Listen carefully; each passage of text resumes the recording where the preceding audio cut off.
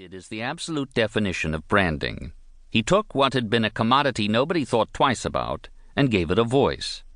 He convinced consumers his corn was worth more because, unlike its competitors, it had a personality.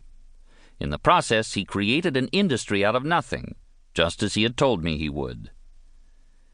The lesson was not wasted on me when, in 1984, I went to work for John Hancock Financial Services. The bulk of our business back then was a very old-fashioned product, life insurance, with one extremely new-fashioned aspect. The product itself is vaporware, as insubstantial as any service peddled by the airiest .com company today. The only thing the consumer is buying when he or she buys life insurance is the company's promise that it will pay up if it's ever necessary.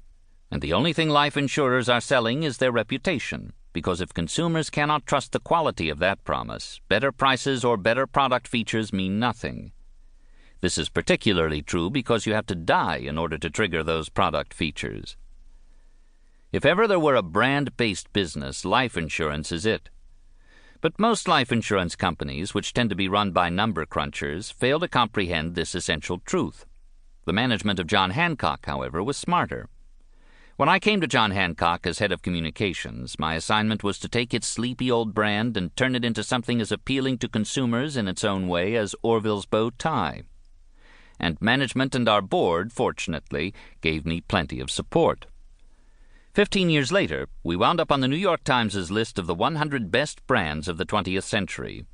More important, a strong brand enabled us to outsell our competitors and to convince a generation of consumers that prefers investments to life insurance that we are an excellent place to buy investment products as well.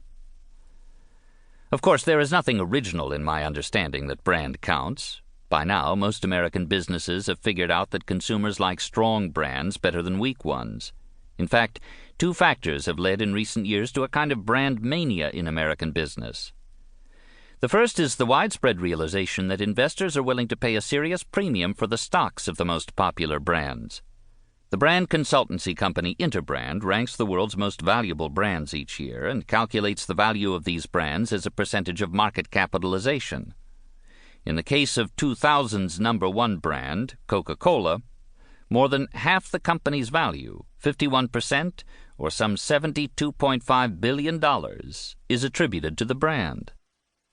The second factor encouraging brand mania is the incredible volatility that the Internet has contributed to the business landscape, as some of the .com brands have become towering giants overnight, and some established brands have found themselves knocked to their knees equally abruptly. Taking a page out of the Amazon.com playbook, the startups of the great Internet surge of the late 1990s routinely fought first to establish themselves in consumers' consciousness and only second to make their businesses profitable. And in the short term at least, this was not necessarily a stupid strategy. Brand mania is by no means limited to business either. More than any other business concept of the day, the idea of brand has infiltrated the culture. A movie star like Tom Hanks now talks openly about the importance of protecting the Tom Hanks brand. The state of Vermont thinks it's a brand too and is developing regulations to stop out-of-state companies from falsely appropriating the Vermont cachet. When the New York Times asked the official exorcist of the Cathedral of Notre Dame a few years ago why he was drawing customers from all over France when they could be exorcised just as well at their local churches, Father Claude Nicolas answered this way: "Evidently they think Notre Dame is better. Of course it has a certain brand name." To say, then, to any group of professionals anywhere in the world that brand counts is to preach to the converted. So why bother to write a book about branding? Here's why. While the importance of a strong brand is widely understood, nothing is as misunderstood in American business as the question of how to use it. Billions of dollars are squandered every year in the name of the brand. Businesses routinely milk their brands without investing in them, extend their brands without asking consumers what they think of the idea, buy up valuable brands in merge and purge binges, and then throw the brand names away in favor of corporate control. Brand decisions are often treated as merely questions of advertising, but the stakes are much higher than that. Sears's move into the financial services business in the 1980s is a typical brand decision in that it determines